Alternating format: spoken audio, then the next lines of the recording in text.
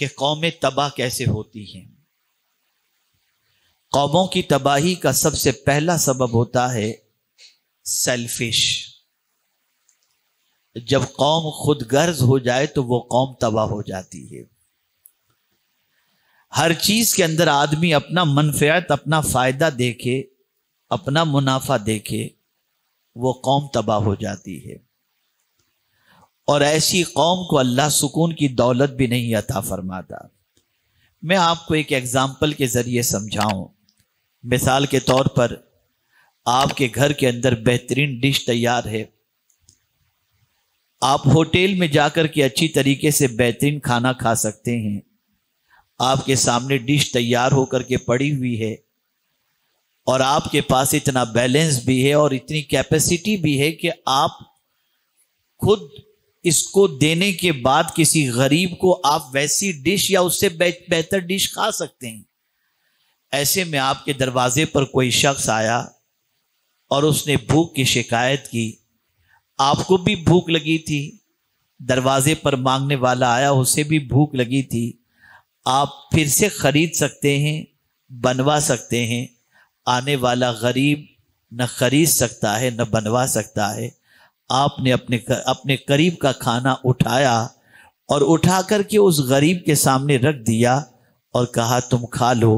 جب وہ غریب کھانا کھانے کے بعد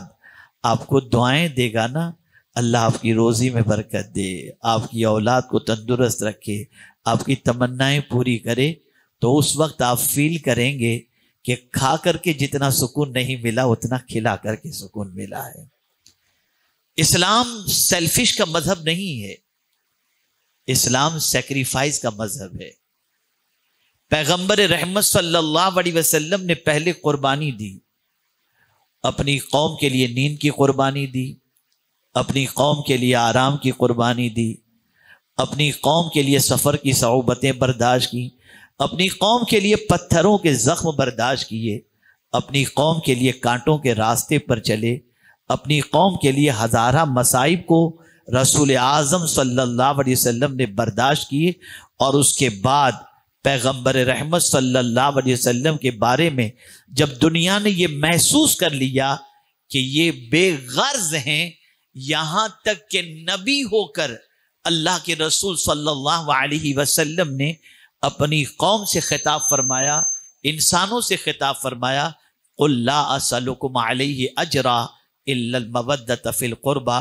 میں تم سے کوئی اجر نہیں چاہتا، جو میں کام کر رہا ہوں اس کے بدلے میں تم سے مجھے کوئی بدلہ نہیں چاہیے، میں صرف تم سے اپنے قرابت داروں کی محبت مانگتا ہوں۔ آپ اندازہ لگائیں کہ یہاں سے ایک چیز جو ابھر کر کے آتی ہے، جب بھی کوئی سوشل ایکٹیویٹیز کے اندر ہو، جب بھی کوئی قوم کی خدمت کے لیے ہو، تو اسے قوم کو پہلے یہ اطمینان دلانا پڑے گا کہ مجھے تم سے کچھ لینا نہیں ہے، مجھے تم کو سب کچھ دینا ہے۔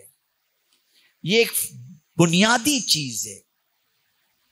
جیسے ہی اس کو سمجھ میں آ جائے گا کہ یہ تو سب کچھ ہمارے فائدے کے لیے کر رہا ہے، پھر اس کے بعد قوم ساتھ جڑ جاتی ہے اور پھر کارواں بڑھتا چلا جاتا ہے۔